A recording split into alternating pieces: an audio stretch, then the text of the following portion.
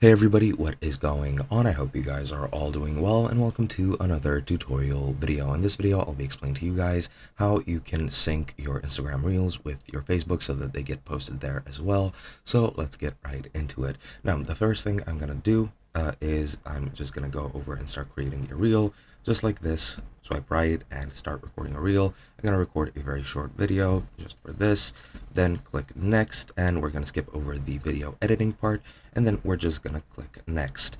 Now, once you're here, as you can see, before you actually share the reel, you can scroll down and you'll be able to select also share on, and you'll see any profile you might see or you might have. Then you can share it to either Threads or Facebook. Doesn't really matter. You can just toggle that on, and that's pretty much all you need to do. And once you share that reel, it'll be posted on there as well. Now, another thing is that if you want to, you can toggle it on to always share, and there are some different settings which you can go to your account settings and mess around with, which will enable you to do the same thing. However, if you share it through this screen, which is the new reel screen, before you share it, it'll prompt you with the option to always share the reels if you so choose to that other account which you connect at this moment.